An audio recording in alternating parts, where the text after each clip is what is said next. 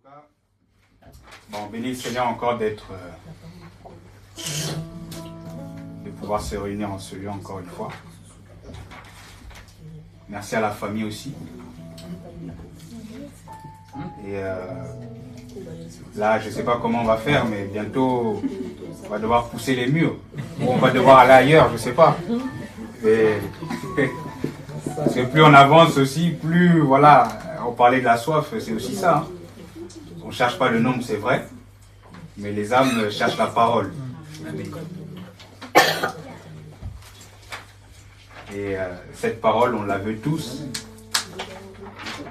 Et je pense que de plus en plus, le Seigneur aussi va faire en sorte que les âmes puissent entendre l'évangile du royaume, donc la vérité, la bonne nouvelle. Et le Seigneur nous a établis, nous tous qui sommes, que le Seigneur a convertis, pour que nous puissions briller dans ce monde. Comme la parole nous le dit dans Matthieu 5, nous sommes le sel de la terre.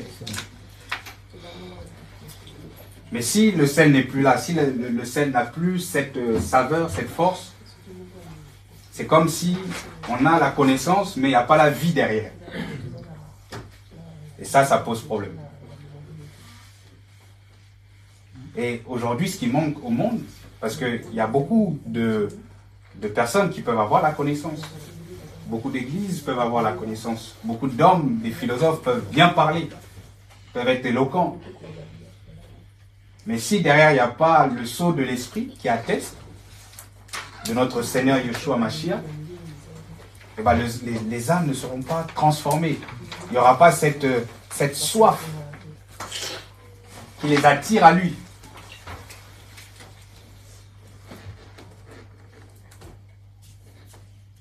Et comme je dis souvent dans mes prières au Seigneur, je dis, Seigneur, donne-moi encore la soif de toi, de plus en plus, tous les jours.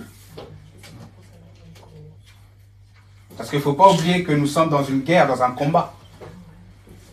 Et que notre adversaire, il veut tuer notre foi, enlever justement cette soif qu'il a mis au-dedans de nous.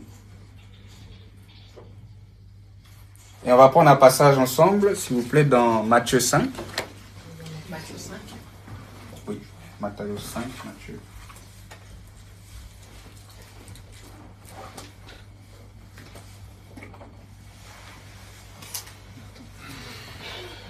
Donc il y a un passage que j'ai vu là. Déjà au verset 6, il est dit ceci. Bénis sont ceux qui ont faim et soif de la justice, parce qu'ils seront rassasiés. Donc ceux qui ont soif du Seigneur, ceux qui ont faim du Seigneur, parce que la justice, le Seigneur est la justice lui-même. Ils sont bénis. Donc nous sommes bénis. Si nous avons faim et soif de lui, nous sommes bénis. Je vais à partir du verset 13. Donc vous êtes le sel de la terre, mais si le sel a perdu sa force et sa saveur, avec quoi sera-t-il salé? Car il n'a plus sa force, mais doit être jeté dehors et foulé aux pieds par les humains. Donc la parole nous dit, le Seigneur lui-même nous dit, vous êtes le sel de la terre. Et la parole n'a pas changé. C'est actuellement le cas. C'est encore valable aujourd'hui.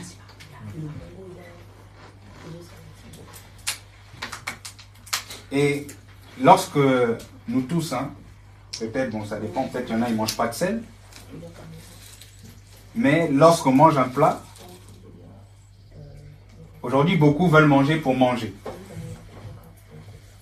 Mais très peu veulent manger pour savourer cette nourriture. Est-ce que vous comprenez un peu? Donc on se nourrit, mais on n'a pas savouré cette nourriture. Donc je prends l'exemple de actuellement ce monde, ce temps dans lequel nous sommes. Les choses vont vite, les gens vont vite, mais ils ne savourent pas l'instant présent. Et c'est la même chose pour ceux qui ont des enfants. Avec nos enfants, on veut parfois aller vite. Nous-mêmes, on va aller vite. Alors que le Seigneur lui-même a pris son temps. Et jusqu'aujourd'hui, il prend son temps pour sauver des humains. Pour qu'aucun ne périsse.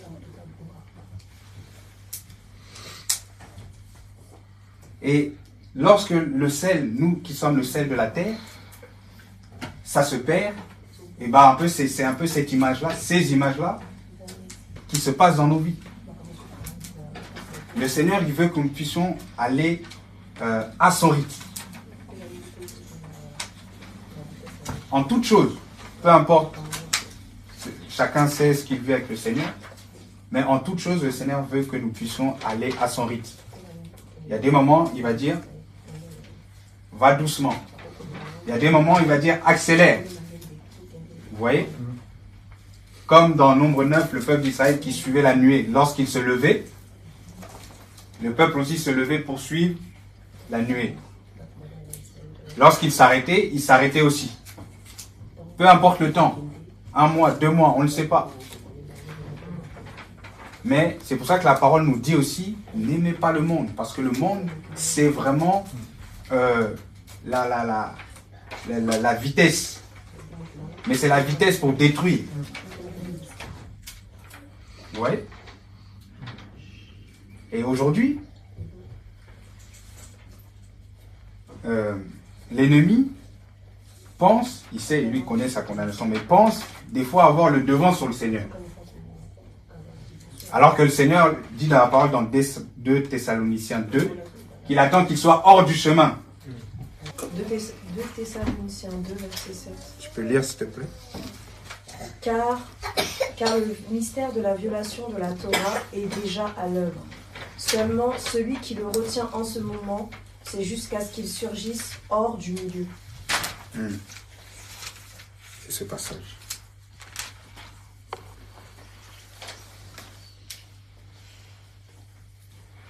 Et en fait, tout ça pour dire que notre génération, vu qu'on est dans ces choses-là qui vont vite, même tout ce qu'on voit, même ce qu'on mange, tout est préparé pour aller vite. Et donc du coup, on se retrouve avec des populations, des âmes, qui ne savent pas faire la nourriture, par exemple.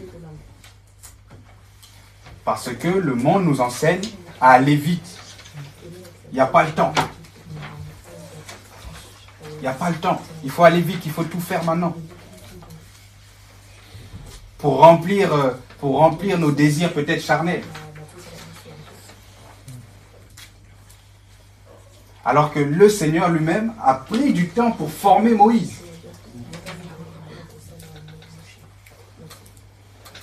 Il a pris son temps et le Seigneur, la Bible dit qu'il n'a pas changé. Donc, de la même manière qu'il a pris du temps avec Moïse, avec nous-mêmes, il prendra aussi son temps pour nous travailler, être à la parfaite stature de Christ.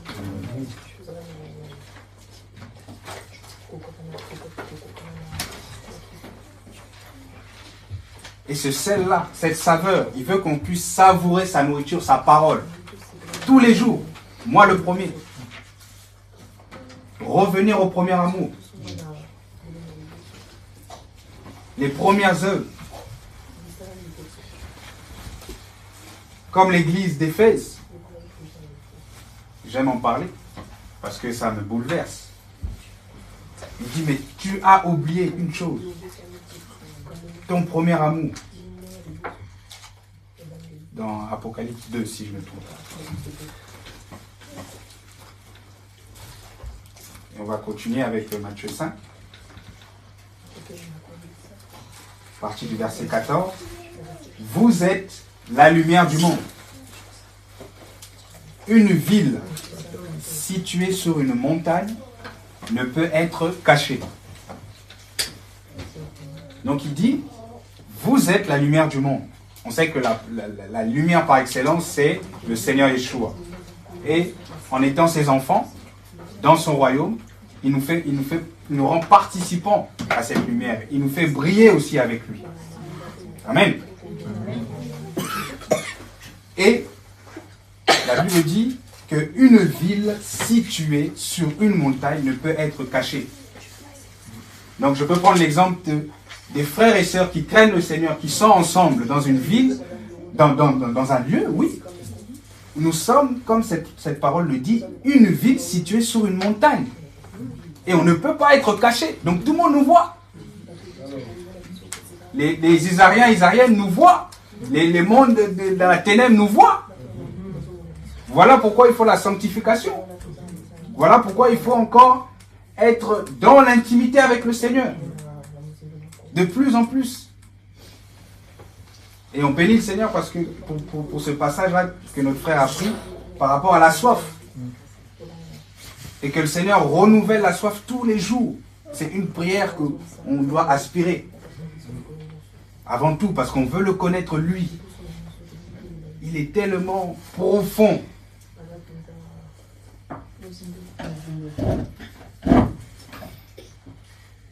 Verset 15. Et on n'allume pas une lampe pour la mettre sous un boisseau, mais sur un chandelier, et elle brille pour tous ceux qui sont dans la maison. Donc le Seigneur attend quelque chose de chacun d'entre nous.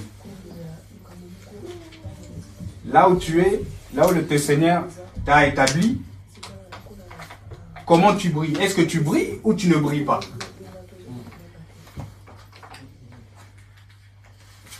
Est-ce que la lumière du Seigneur travaille en toi? Autour ou pas? Parce que lorsque tu brilles, tu vas éclairer autour de toi. Lorsque tu brilles, les âmes seront interpellées. Lorsque tu brilles, les âmes vont être, comment dirais-je, frappées par la lumière du Seigneur.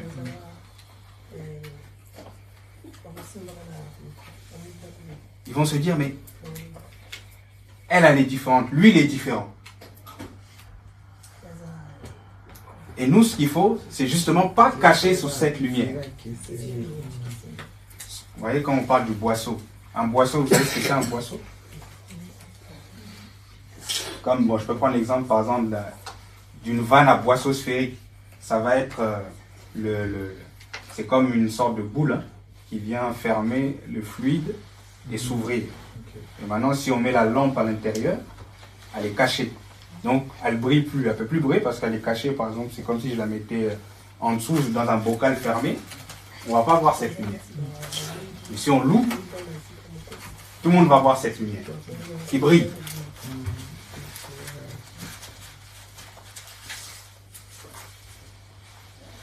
Et le Seigneur ne nous a pas touchés pour que nous soyons cachés. Comprenez mon langage. Pas être vu, mais répandre sa parole.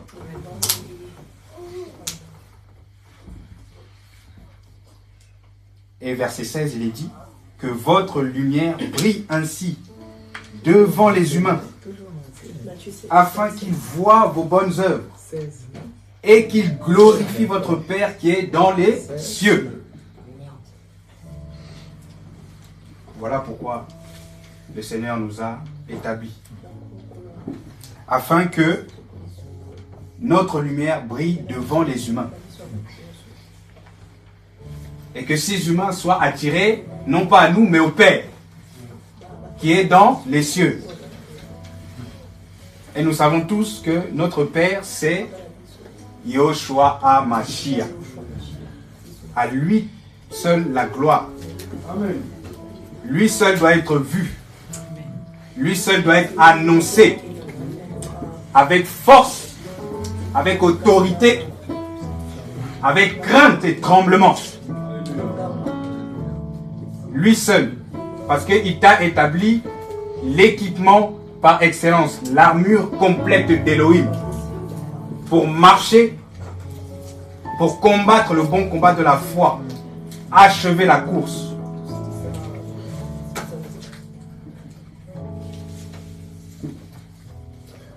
Et nous prions pour que nous puissions aller jusqu'au bout.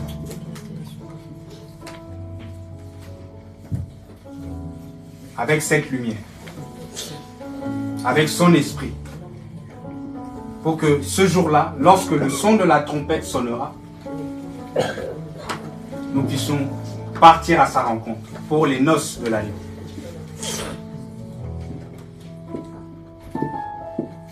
Et nous disons, Seigneur, on ne veut pas lâcher ce message. On ne veut pas lâcher ce que tu nous dis tous les jours. De parler de toi, de répandre l'évangile. Pour que les âmes soient sauvées. Pour que les œuvres du Père soient vues. Et qu'il soit glorifié.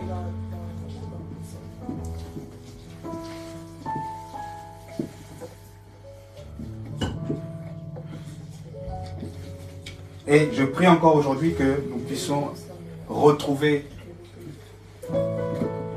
cette saveur de la parole, cette saveur de la prière, cette saveur de la méditation, cette saveur de la louange, cette saveur de faire du bien aux autres. Savourer. Et c'est comme des plats. On l'a vu, nous serons rassasiés. Parce qu'on veut continuer à faire ce travail. Dans l'humilité. Dans l'amour. Et on n'est pas arrivé. Il y a encore du travail. Que le Seigneur doit faire en nous. Que le Seigneur fait en nous. Et qu'il nous apprenne à mourir. À mourir à nous-mêmes. À renoncer à nous-mêmes.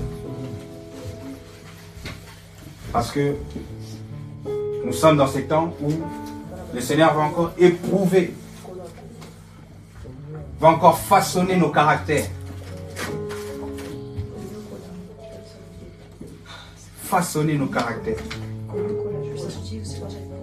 Pour travailler nos caractères, pour en fait vraiment être à son image.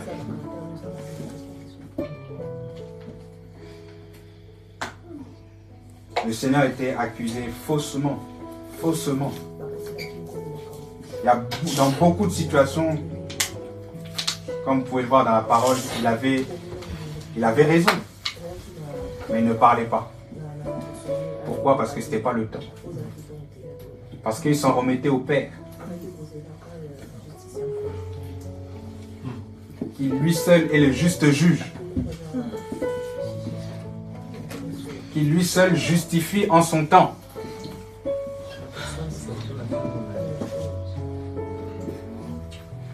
Et c'est vrai que c'est une souffrance. Mais nous, disciples, nous sommes appelés à ça. Nous armer de la pensée de souffrir. Nous armer de la pensée de souffrir. Parce que ce sont les violents qui s'en emparent, le royaume. Et nous y entrerons. Nous prions que nos noms restent écrits dans le livre de vie.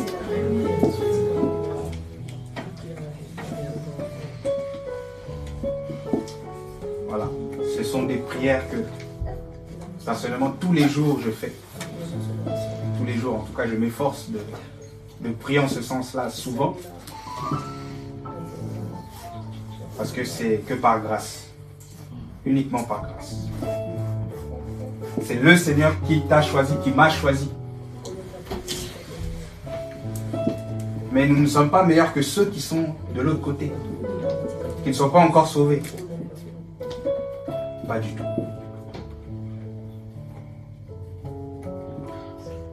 C'est parce que le Seigneur a pointé son doigt sur toi, son doigt sur ta famille, sur ta femme, sur ton mari, sur tes parents.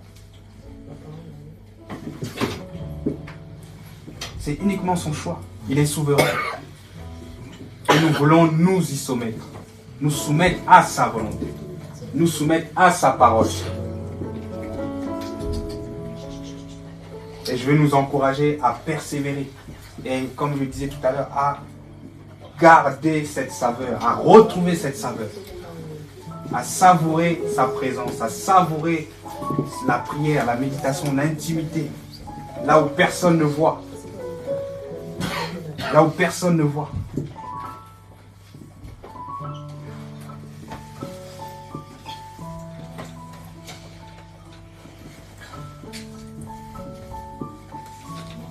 Et on voit que le sel, la parole nous dit que le sel a perdu sa force. Donc le sel a une force. Vous voyez, l'ingrédient a une force qui fait remonter en fait cette saveur, qui donne le goût à la parole, qui donne le goût.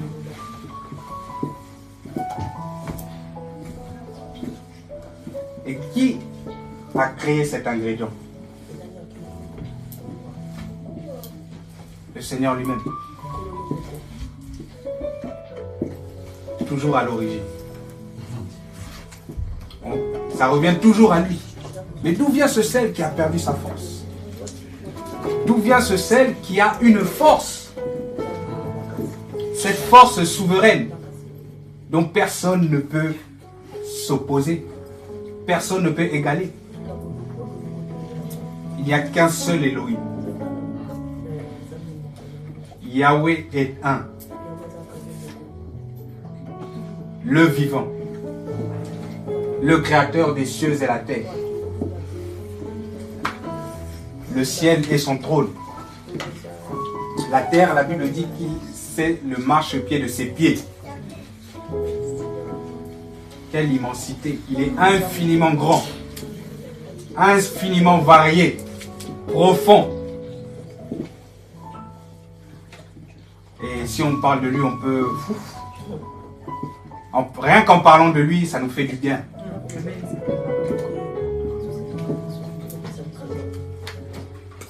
Lorsqu'on parle de lui, ça nous fait du bien. Et ce sont seulement voilà, c'est le goût. Il nous donne du goût. Un avant-goût du ciel.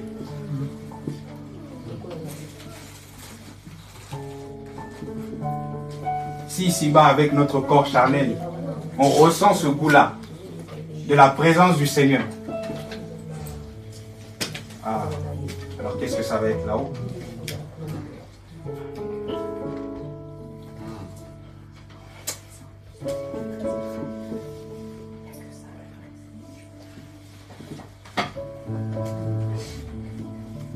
On veut juste appliquer le premier commandement en commençant. Aime ton Elohim de tout ton cœur, ton âme, ta pensée, de toute ta force.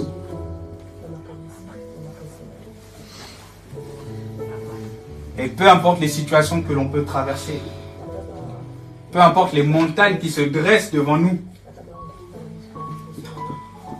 on veut lui faire confiance et rester là. Continuer le chemin. S'il nous dit de grimper la montagne, on va grimper avec lui par son aide. Paul disait, dans l'abondance comme dans la disette, je le servirai, je paraphrase.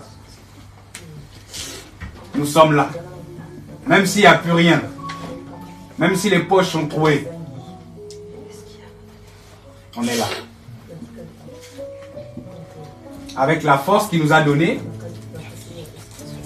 nous irons jusqu'au bout. Nous accomplirons sa volonté.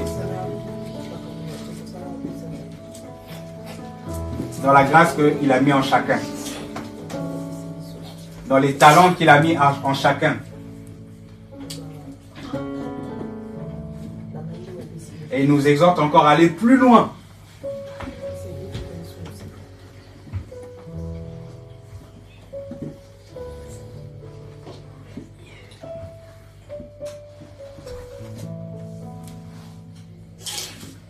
Cette saveur.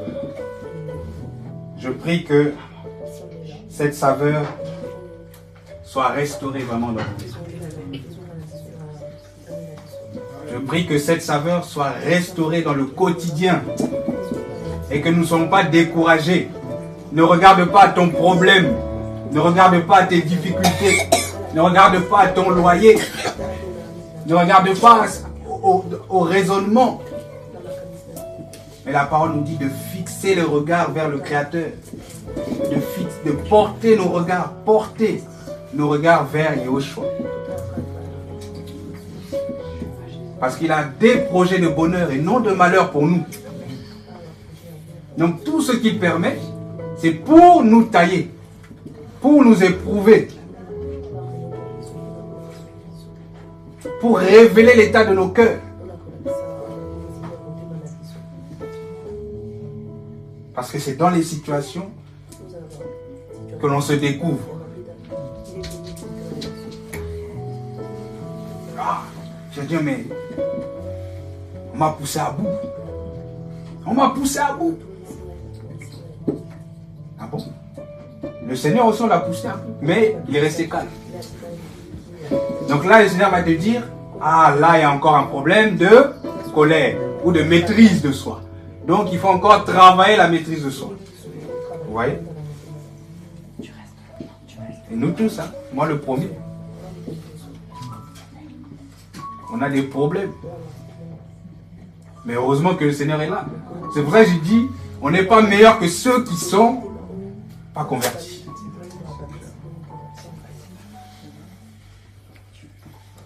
Et le Seigneur peut même utiliser des situations où une personne non convertie va t'enseigner.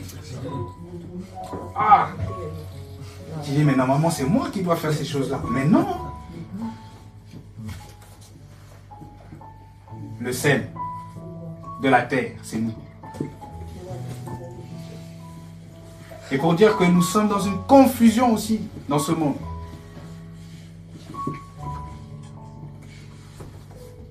Une fois on avait parlé des modèles. Les modèles qu'on voit, c'est compliqué dans le monde. L'être humain n'a pas de modèle.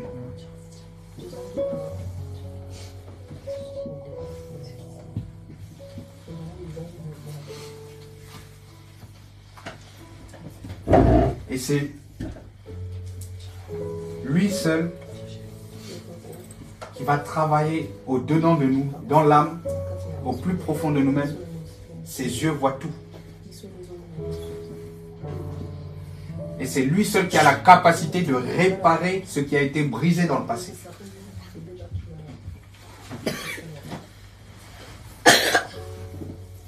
Pour justement que tu sois ce vase d'honneur que lui il veut.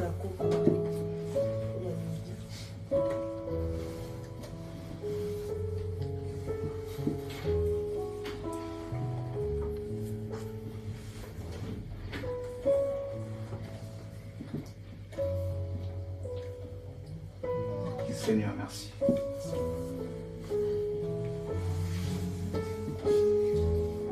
Nous voulons simplement être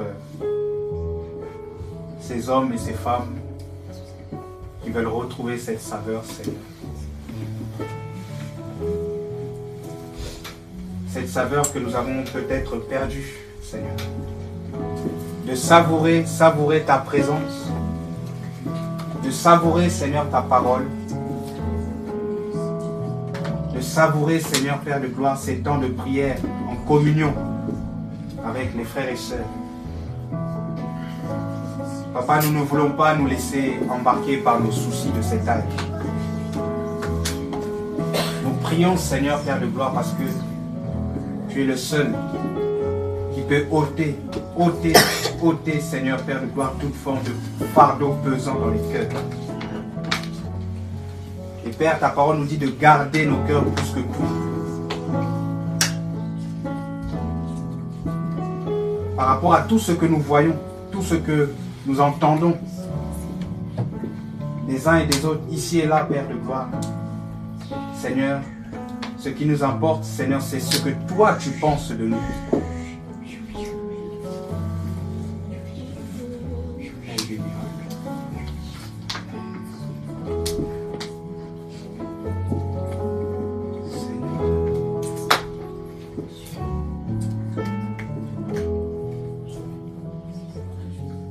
Qui produit des miracles dans nos vies, Seigneur.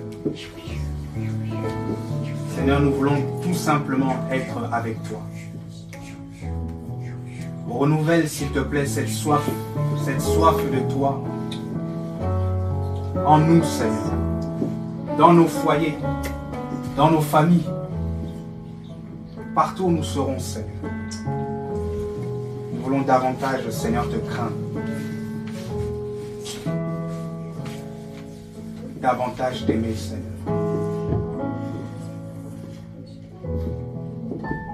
Et avoir cette expression de nos cœurs qui s'élèvent devant ton trône comme un parfum de bonne odeur, Seigneur. Reçois, s'il te plaît, les coupes de prière, Seigneur. Dans le secret, tu vois tout.